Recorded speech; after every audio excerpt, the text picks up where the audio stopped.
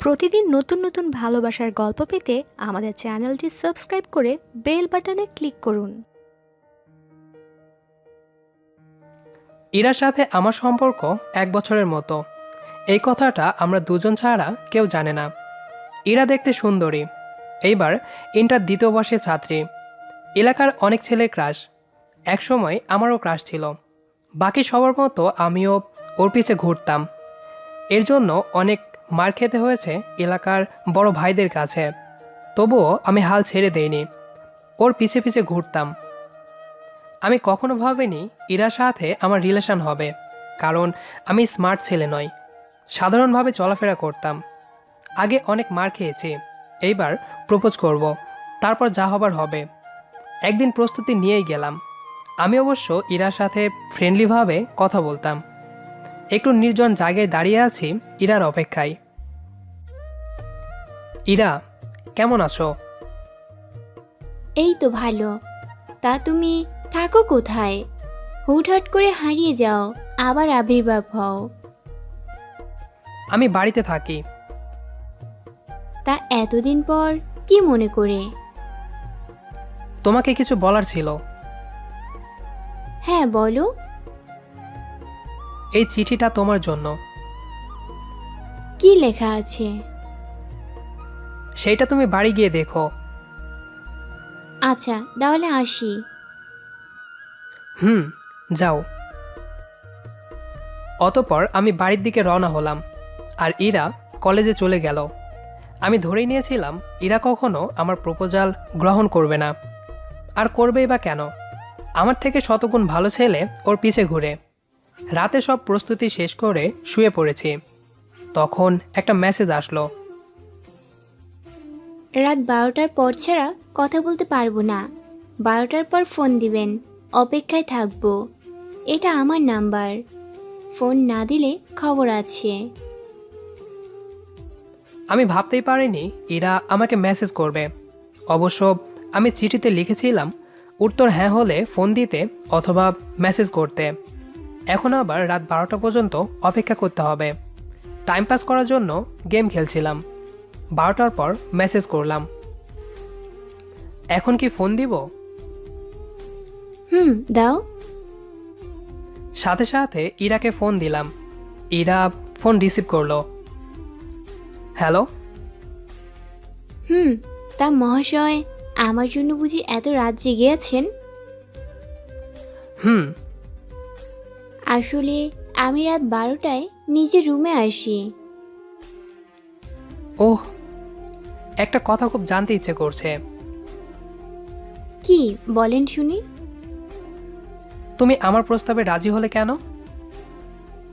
ওহ, রাজি হয়ে ভুল করেছি তাই না? আচ্ছা যাও, আমি রাজি না। রাগ করো কেন? আমি বলতে চাইছি, তোমার পিছে এত ছেলে ঘুরে, তাদের ফেলে আমাকে কেন বেছে নিলে? কারণ তুমি বাকি সবার থেকে আলাদা।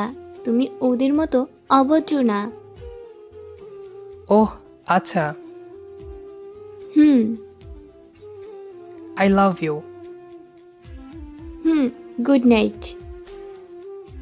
কি হলো এটা?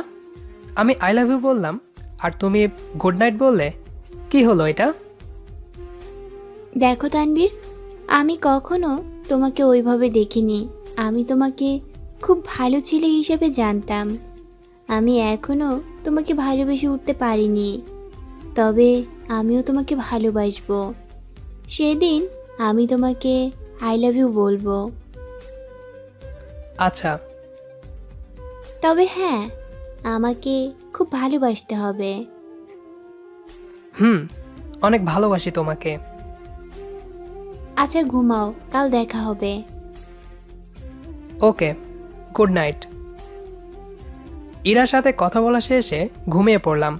পরের দিন বিকেলে ইরা প্রাইভেট পড়ে আসার পথে ওর সাথে আমার দেখা। ইরু, তুমি কি এখন ফ্রি? আমাকে কি নামে ডাকলে?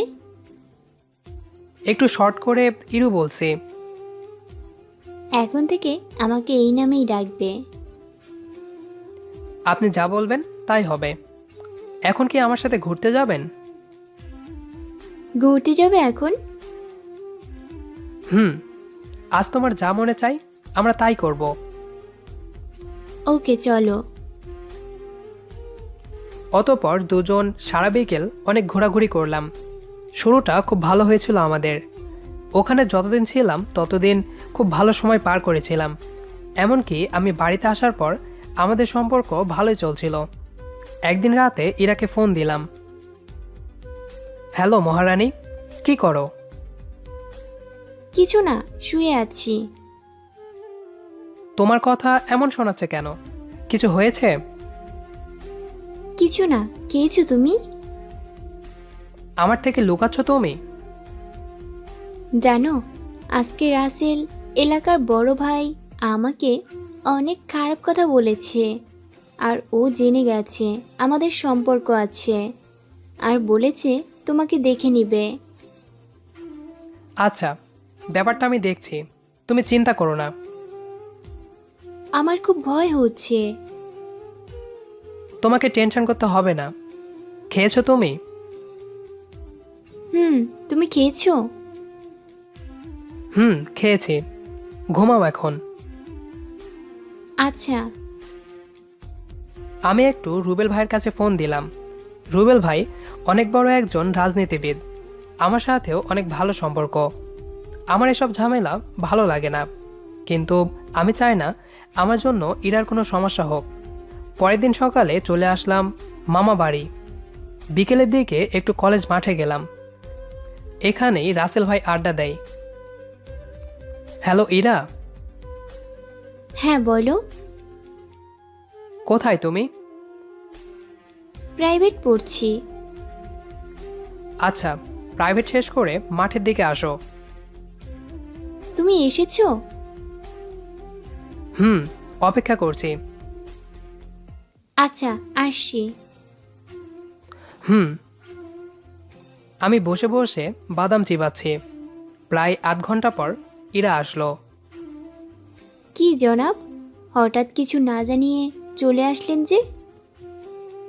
কাজ আছে, চলো। কোথায়? আমি ইরার হাত ধরে টেনে নিয়ে আসলাম রাসেল ভাইয়ের আড্ডার ওখানে। এক্সকিউজ মি, রাসেল ভাই, একটু কথা বলতাম। আরে কেটে, কালকে থ্রেড দিলাম আর আজকে প্রেমিক নিয়ে হাজির। ভাই, কথা একটু ভালোভাবে বলুন। কেন রে? আর ছোট ভাই, তুমি একটা কাজ করো, আজ থেকে ইরার থেকে দূরে থাকবে। যদি না থাকি? তাহলে ব্যবস্থা আছে। তাই? আচ্ছা, একটু ওয়েট করেন। আমি রুবেল ভাইকে ফোন দিলাম। হ্যালো ভাইয়া, একটা ঝামেলা হয়ে গেছে। কি হয়েছে? তুমি একটু আসো, আর কালকে তো তোমাকে সব বলেছি। আমি একটু কাজে আছি, আমি রাফিকে পাঠিয়ে দিচ্ছি। আচ্ছা। একটু পর রাফি আসলো। রাফি হলো রুবেল ভাইয়ের ছেলে আর আমার বেস্ট ফ্রেন্ড। কি রে দোস্ত, কি সমস্যা? বাবা ফোন করেছিল? এই যে সামনে দেখ। আরে রাসেল ভাই, কি খবর? জি ভালো, তুমি এখানে? আসলাম।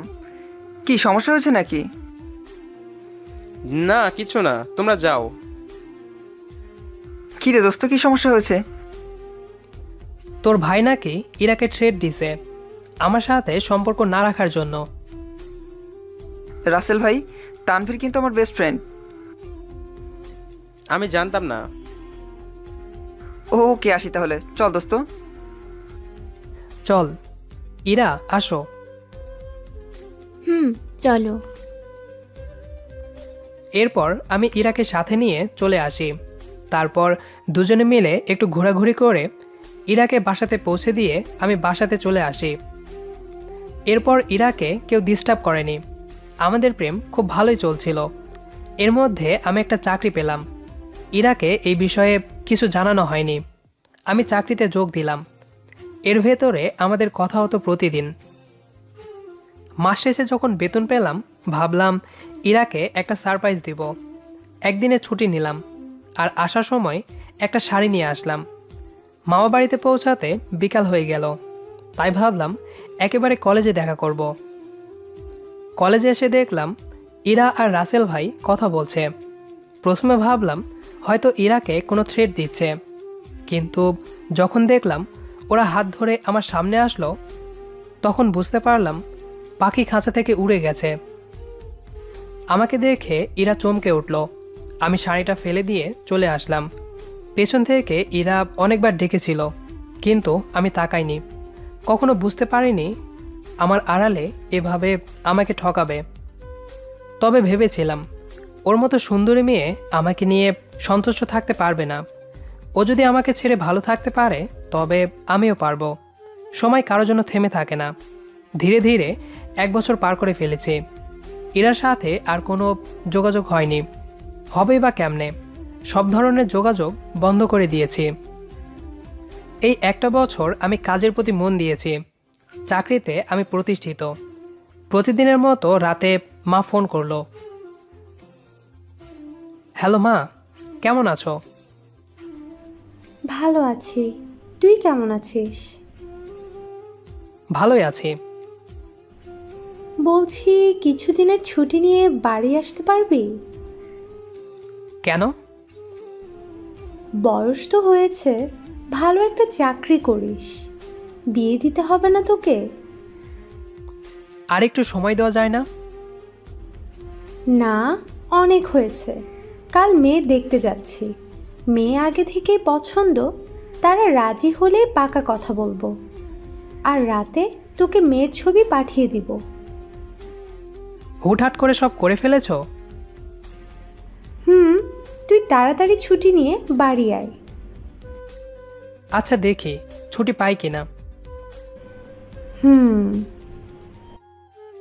অতপর খাওয়া দাওয়া করে ঘুমিয়ে পড়লাম। পরের দিন ছুটলাম অফিসে।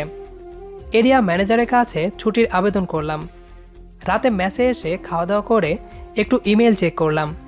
একটা মেয়ের ছবি, দেখতে সুন্দর না হলেও মায়াবী। মায়ের কাছে ফোন দিলাম। হ্যালো মা, কেমন আছো? ভালো আছি। ছবি পেয়েছিস? হ্যাঁ। বিয়ের পাকা কথা সেরে এসেছি। তোর ছুটি কবে? আজ বলেছি, কাল তোমাকে জানাবো। আচ্ছা, খাওয়া দাওয়া করে ঘুমা। আচ্ছা, ভালো থেকো। নিজের খেয়াল রাখিস। রুটিন মাফিক দিনকাল চলতে থাকলো। ছুটির কথা মাকে জানিয়ে দিয়েছি। মা আমাকে বিয়ের ডেটটা জানিয়ে দিয়েছে। সকালে ব্যাগপত্র নিয়ে বাড়ির দিকে রওনা দিলাম। পৌঁছাতে বিকাল হয়ে গেল। সব ধরনের আয়োজন করা হয়েছে। আমার অপেক্ষায় মা দাঁড়িয়ে আছে। বাবা, আসতে কোনো সমস্যা হয়নি তো? না। আচ্ছা, একটু রেস্ট নিয়ে বিয়ের জন্য রেডি হও। আচ্ছা। অতপর রেস্ট নিয়ে পাঞ্জাবি পায়জামা পরে রেডি হলাম। তারপর হাজির হলাম বিয়ে বাড়ি। বিয়ের গেটে দেখলাম ইরা দাঁড়িয়ে আছে। হয়তো ওর কোনো রিলেটিভের সাথে আমার বিয়ে হচ্ছে। বিয়ের গেটে আমাকে দেখে ইরা ওখান থেকে চলে গেল। তারপর আমি ভেতরে গিয়ে বসলাম। ইরা আমার পাশে এসে বসলো। তোমার সাথে আমার কিছু কথা ছিল। হ্যাঁ, বলো। আসলে সেই দিন আমার কিছু জানার দরকার নেই শালিকা। তুমি শুধু শুধু আমাকে ভুল বুঝেছো। নিজের চোখে দেখেছি আমি। অনেক সময় চোখের দেখাও মিথ্যা হয়। আমি আর এই বিষয়ে কথা বলতে চাচ্ছি না। এখন তো চেপে যাবা। এতদিন লুকিয়ে থেকে এখন চেপে যাচ্ছ। তোমার যা মনে হয় তাই। আমি সবাইকে সত্যটা বলে দিব। তোমার যা খুশি করতে পারো। ইরা চলে গেল। আমি জানি ও কিছুই বলবে না, কারণ ও আমার সাথে প্রেমের অভিনয় করেছিল। আমি সবটা খবর নিয়ে দেখেছি। ইরা রুবেল ভাইয়ের সাথে প্রেম করে, তাই আমি সরে এসেছিলাম। হয়তো এখন আর ওদের সম্পর্ক নেই। তাই আমার সাথে আবার শুরু করতে চাইছিল। যাই হোক, বিয়ে করে বাড়িতে ফিরলাম। রিয়া ইরার কাকাতো বোন। এই মুহূর্তে আমি বাসর ঘরে বসে আছি। জানো রিয়া, আমি একজনকে ভালোবাসতাম। ও আচ্ছা, শুনবে না কে সে? আমি শুনে কি করব? তবুও বলি, সে হলো তোমার কাকাতো বোন ইরা। কই, আপু তো আপনার নাম কখনো বলেনি। বলতো রুবেল নামের একটা ছেলের কথা। তোমার আপু আমার সাথে প্রেমের অভিনয় করেছিল। ওইসব বাদ। এখন আমি আপনার বর্তমান আর ভবিষ্যৎ। এখন আমাকেই ভালোবাসবেন। অতঃপর আবার একটা নতুন শুরুর অপেক্ষায়।